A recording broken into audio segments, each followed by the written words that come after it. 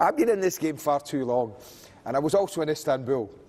So I've got really good memories of assuming things in football, and I've been too long in this to assume it's done. No, I watched a Brighton side frustrate the life out of Tottenham at their new stadium recently and just get beaten by a late goal from Christian Eriksen. So Brighton are capable. More recently, we saw them frustrate Arsenal. Yes. Yesterday. So Brighton are capable of making life really, really difficult for Manchester City.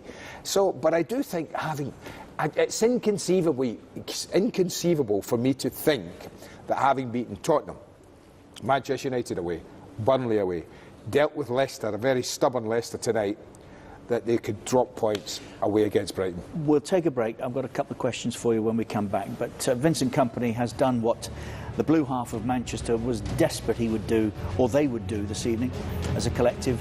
He's come up with a goal that's beaten Leicester City, a goal he and they will never, ever forget. But it isn't done yet. Reaction next. Well, but for that screamer, there weren't too many signs, were there, that they were going to win it? No, I mean, as I said at the beginning, at half-time, they were absolutely dominant second half. But this is what they faced, Richard. Look at the blue shirts. Jamie Vardy is there. Jamie Vardy is 40 yards from his own goal. Now that doesn't suggest to me that there's any adventure in them. But there's Laporte with the ball. There you go, pal. You can step in. You know, and Brendan Rodgers, you see, will wonder, you know what, if we hadn't backed away so far, then Kompany wouldn't have come up there and Laporte wouldn't have been up that high. But because they had no threat, the two centre-backs could wander into Leicester half at will. But then, when he sets it round Harry Maguire and Kasper Schmeichel launches himself at it, you could just see it bend away from him. Should he, Schmeichel? He really shouldn't have done that. You're not getting there. Well, you've got to dive. You're not getting there. I mean, he looked to hit it there. But then he took another couple of strides and then he did this. And forget his header. They will remember that, yes. That's the one that they'll take with them when Vincent Kompany has left that ground and left that club. It was just, as I say, it was always going to take something special, you thought, or a mistake from Leicester. Leicester didn't look like making mistakes, so you felt there was going to be something special. But you felt it would be an Aguero, or a Sterling, or a Stanley, or a David Silva, a Bernardo Silva. Or it might have been a Kompany header from a corner. But did you think it would be a rocket from Vincent Kompany from 35 yards? I didn't. And a lot of those players you mentioned haven't played well recently, have they? No. Is there one more game in them? Oh, yes. Oh, yes. Yeah, absolutely. The one game to go, they need to win it. They've not gone through all this not to turn up. My only concern would be next week is that there's a game in them, but some of their form has dipped. I think Raheem's form has dipped quite a bit over the last 2 or 3 games. Sergio Aguero looks okay. David Silva's influence in the games hasn't been what David Silva's influence normally is. Bernardo Silva had a bad night tonight, but apart from that, he's had a fantastic last month. He's been the best player. He was instrumental at Old Trafford. He was terrific against Burnley. But tonight he had a poor game.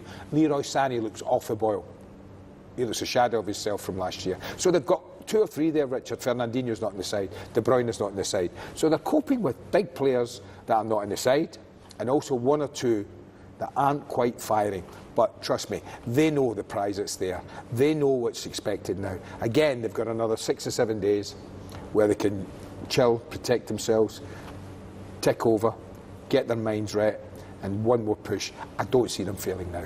And speaking of Bernardo Silva, let's hear Kompany. Should we have another look? City fans all over the world will enjoy it. It's like a dagger to the heart. And the beauty of it that made it so brilliant was it cuts across it slightly. It's one of those shots, Richard, if he hits it straight, Kasper saves it. But the bend on it just takes it away from the goalkeeper's dive. Chelsea did it first time round under Mourinho, won it and defended it. Only Manchester United have done that since. Recently, City might now. What does it say about a team that are able to do that? They're special. They are special. I've said all along that I didn't think they'd get 100 points this year and that life would be more difficult. And it was slightly, but they're very close to 100 points. No, actually, can I remind you what you said? What? You said after last year, yes, when it was won around about middle of November, yes, you said they won't do that again. They won't go away from the rest. There will be a challenge from somewhere. That's exactly what you said. Well, it came from Liverpool, thankfully. And it's made it an amazing race for the title. Absolutely top class. We're seeing, as I said right at the beginning of the show, we're seeing two teams who play football in a different way. They have two coaches who have different... Some things are the same, basics are the same, but the way they go about the games are different. Really different, and that's what's made it special for me. And it's amazing to think that here we are 6 days before the end of the season, and we still don't know who's going to be the champions of England. It's just stunning. Listen, my hat's off to the two coaches and the set of coaches that they have, and the two groups of players who have been quite phenomenal this season. We always check the numbers. There's only 2 goals, I think, this weekend, really, that were of significance. Divock Origi yes, at Newcastle, and that one from Vincent Kompany tonight. Not many goals. No. No. A lot of it didn't matter. Significantly, of course, Cardiff got done, but they joined Fulham and Huddersfield in the drop zone, and we know now that Chelsea, Spurs, City and Liverpool will all be playing Champions League football next year, come what may. Tomorrow, the Indian Premier League continues. If you like your cricket, Tuesday 16:15 Mecca, beIN Sports 13 for the Mumbai Indians and the Chennai Super Kings. Champions League football Tuesday and Wednesday of this week for a place in the final. Fancy Barcelona, you do? Barca. Yeah. I think without got an inkling about Tottenham, Me too. I'm going for Tottenham again. Me too. I've got a funny feeling about Tottenham. Don't think that one's dead. No. Jose Mourinho amongst our guests this week with Angus Scott. Also Ruud Gullit back in town after a weekend in Turkey, celebrating another terrific season there. And John Barnes is with us as well. Before we go, there can only be one man that we should hear from this evening, and here he is. Go to Brighton on Sunday, or if they lose at Brighton, they have to hope that Liverpool draw, and then it'll go to goal difference and City will maintain that goal difference advantage. For Liverpool to win the title, they need to beat Wolves and hope that Manchester City either draw or lose at Brighton, or if they draw against Wolves at Anfield, of course, they have to hope then that City either lose, and then in doing so, Liverpool make up the goal difference. But the goal difference is certainly an issue in this title race.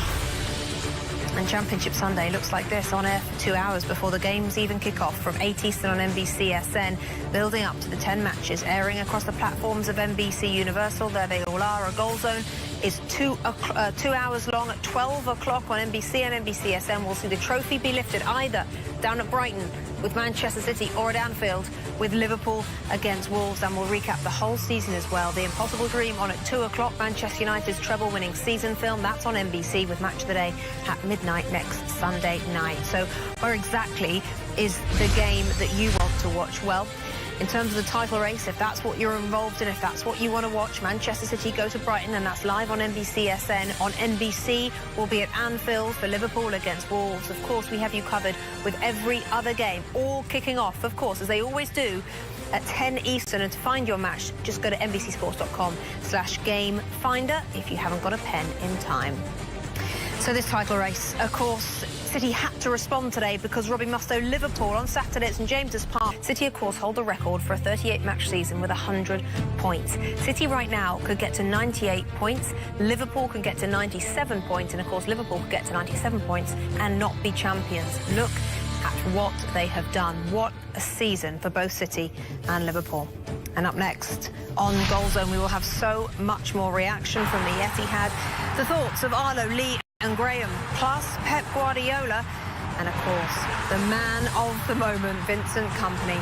We all knew it'd be a defining day in the title race. City are now just one win away from capturing the crown once again. The penultimate Goal Zone of the season is next. Fact is, Vincent Kompany's the captain, the talisman, and an absolute striker of the ball, apparently. Currently as well, City go into Championship Sunday with control of the title thanks to Vincent Kompany. They've beaten Leicester by a goal to nil. It is back upstairs at the Etihad. Our commentary team, Graham Lasso, Lee Dixon and Arlo White. Have you ever seen anything like that, chaps? I thought we'd seen everything there was to see in this title race. And when Aguero had that chance and it was saved by Schmeichel, the thought entered my mind that it might not be City's night.